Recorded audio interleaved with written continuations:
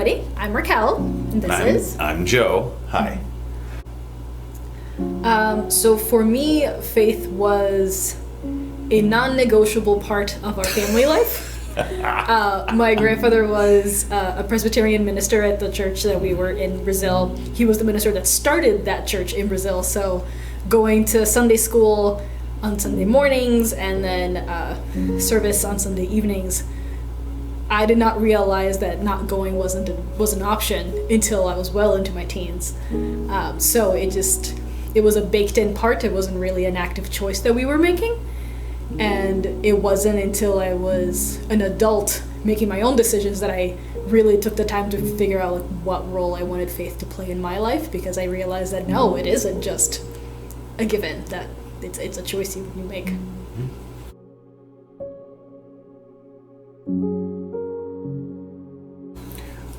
For me, it was actually fairly limited early on because my parents were, my mom more so than my dad, involved with our church, and so the regularity upon which I would go would be fairly limited, and so it was developing a bit of an understanding. But then as I got a little bit older in my grade school years, and we were transitioning from moving to Illinois to Wisconsin, this was actually my first foray as an opportunity to get to know essentially all of the new friends that I was going to be having when I eventually moved, because my dad and my brother moved to Wisconsin 2 years before my mom and I did.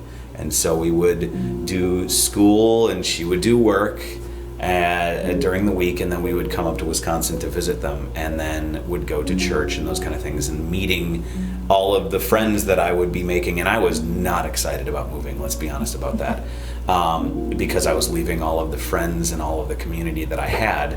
And then at least that made that transition a whole lot easier, because I had quite a few people that I met and learned with in Sunday school who, I could then engage with, and as I moved in, and that, helped me foster relationships and friendships that I still carry to this day. And it was a much easier transition than it probably should have been.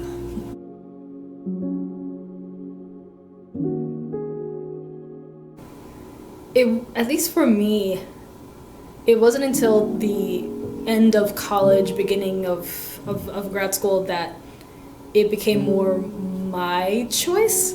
At least for the first few years of college, I went to college close enough to home that I would come home on weekends and then go to church with my parents, and that was just part of the routine, so we just kept that going for a year.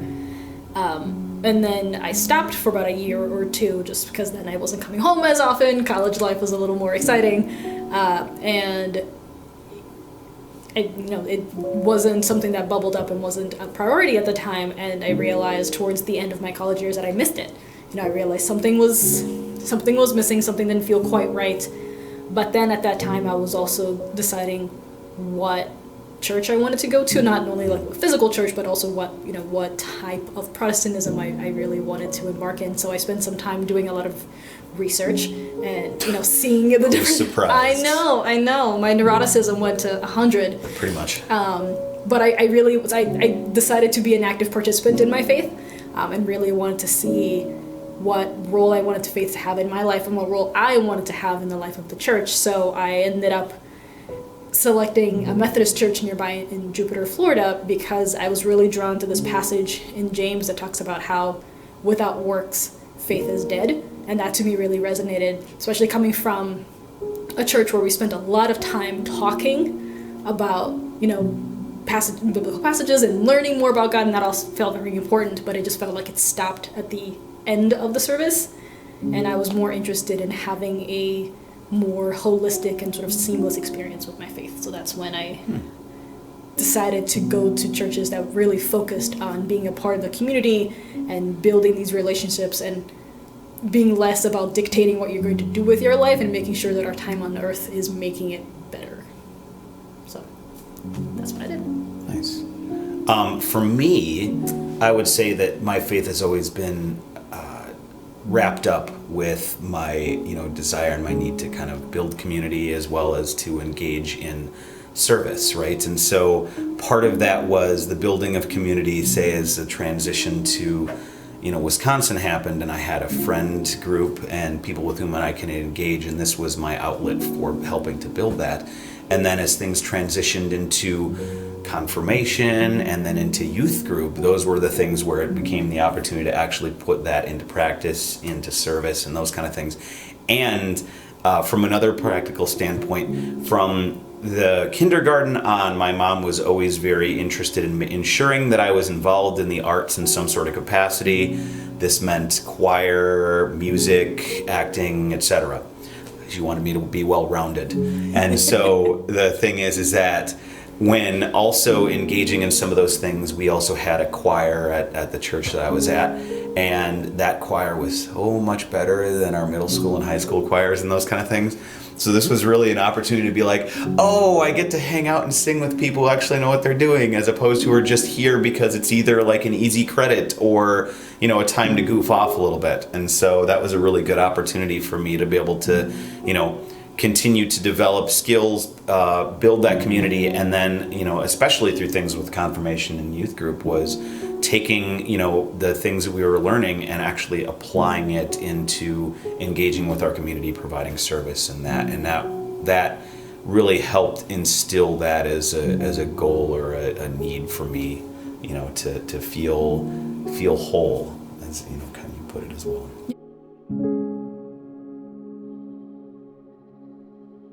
Yeah, and it was something that we explicitly and actively wanted to be a part of our relationship together. We both got together well into our adult years.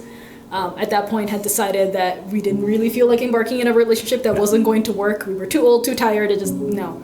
So we sat down and we just listed everything that was important and non-negotiable, and one of the things that was it was important to me that I go to a church, I have a partner that would go to church with me, that our kids would grow up in the church, and these are the things that I want to get from that relationship and what I want to, so I essentially laid out, this is what I want for my life. If you want to participate, great. If you don't, that's fine. We'll be friends. Move on with your life. And clearly there was a high degree of overlap. So it worked out well. Overlap with that, and, you mentioned neuroticism. We also connect very well on that piece. I think we're super calm and chill all the time. We're not. We have definitely missed our weekly ritual of coming here. Yep. These past couple of years. We were commenting on that now that Oliver's finally fully vaccinated, we can actually start coming back. Mm-hmm. I personally really appreciated being a part of this particular church because of how welcoming and friendly it is. It's easy to be ourselves here. I think this is really the first church that I felt like I can be who I am and not really have to hide any particular area or facet. And it's okay to disagree with people here. So I've never felt like I needed to hide who I am, or that someone else wouldn't have felt comfortable telling me something about themselves, because it's okay to not be fully aligned on all of the doctrine all of the time.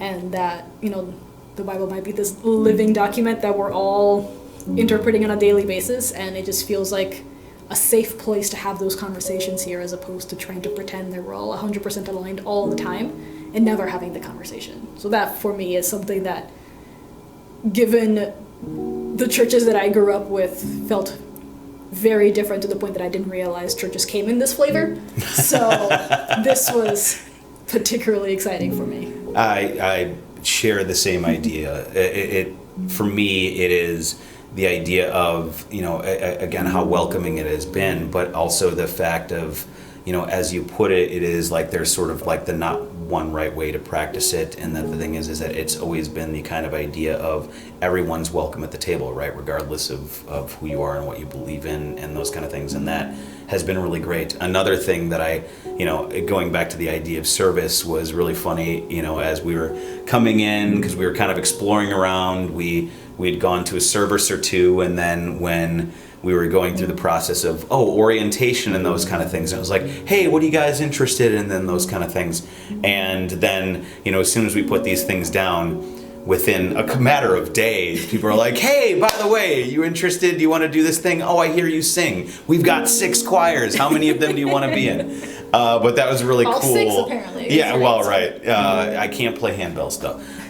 But it was, a really great opportunity to especially help us, again, build community, because we were transplants to Sun Prairie. Neither one of us really had family in the area. We had moved back here because I had gotten a job, and then Raquel came out here as she was finishing up her PhD as well. And we had been in Sun Prairie for a year, but hadn't really figured out anything or really knew many people here. And this was really an opportunity for us to be able to use those opportunities to build community, do service. And it's been a really great opportunity to make those, and we absolutely miss it. In fact, one of the things that we also really miss is having folks over at our barn for the service. That has been a really great opportunity to be able to bring people into our space and be able to say, hey, let's have a good time, do some carols, and appreciate the nativity in a in situ setting. I will say I did enjoy the drive-through one that we were able to do. Really helped build up the acting chops a little more, but no, it's been really great, and we have cherished a lot of the opportunities that we've had here and hope to continue them moving forward and further incorporating Oliver into this process. Definitely.